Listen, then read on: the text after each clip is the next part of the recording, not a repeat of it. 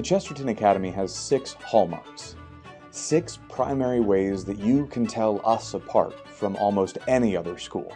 The things that make us different, that make us who we are. The first hallmark is that we're here to create an incarnational environment. Students not only should encounter the incarnate Christ while they're here with us, but they should learn that their bodies are good, that it's good to be in this world, that God made all things good. The second hallmark are what we call the Transcendentals. Most of the time we focus on just 3 of those: truth, beauty, and goodness. But the fact of the matter is, there are 2 more that often get left behind: unity and being. And that's important, because it's not just that truth, beauty, and goodness are things that transcend all the individual things that we see, but that wherever we find one, we find the others as well. And this is because insofar as anything exists, it must, to that extent at least, be true, good, and beautiful. And so wherever we find truth, we'll find some semblance of goodness and beauty as well. Wherever we find goodness, there we will find the truth, and we will find beauty. And wherever we find the beautiful, we will find, if we look hard enough, the truth and goodness. The third hallmark is what we call recovering the lost tools of learning. This is borrowed from an essay written by Dorothy Sayers, a contemporary of writers such as C.S. Lewis and J.R.R. Tolkien. In that essay, Sayers argues that we've left behind the way of learning that came from the Middle Ages. In the Middle Ages, there were the 7 liberal arts, divided into the trivium and the quadrivium, really the 3 ways or the 4 ways.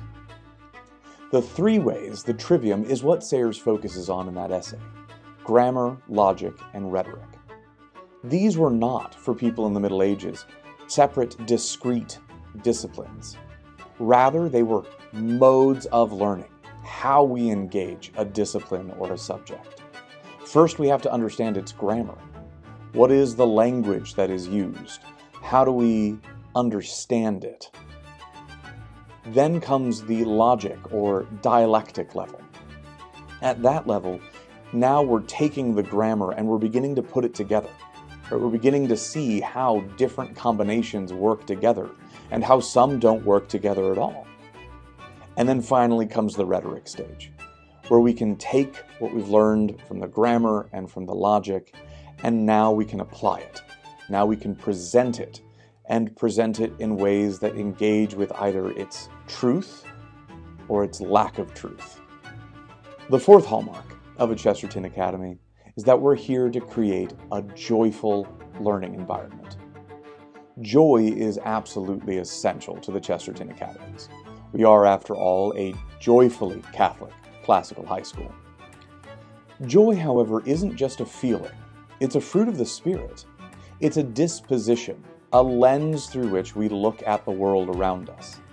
It teaches us how to engage with reality.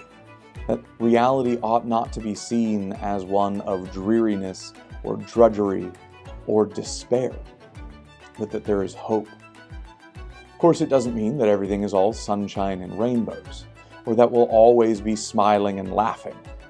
But it does mean that we recognize that the low points, those are the aberration. Joy is the reality. The fifth hallmark of the Chesterton Academy is Socratic seminar. Our classes run primarily on the basis of conversation and dialogue. This idea comes from how Plato presents Socrates and his teaching. Socrates never just stood up and gave a long speech for everyone to listen to. He asked questions. He engaged in conversation with those who agreed with him and with those who disagreed with him.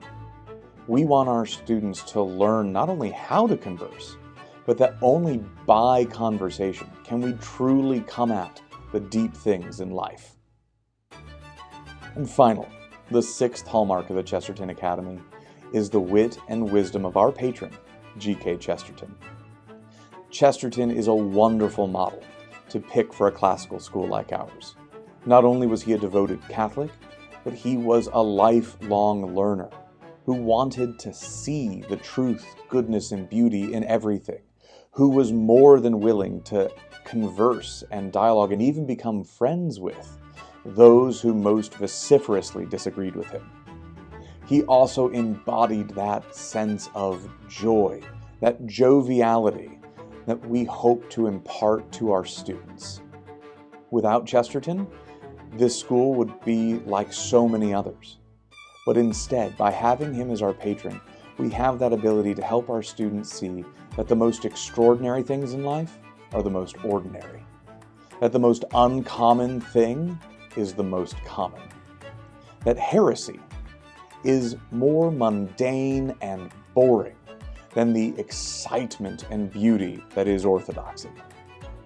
And that's why these are the 6 hallmarks that set the Chesterton Academy of Notre Dame apart.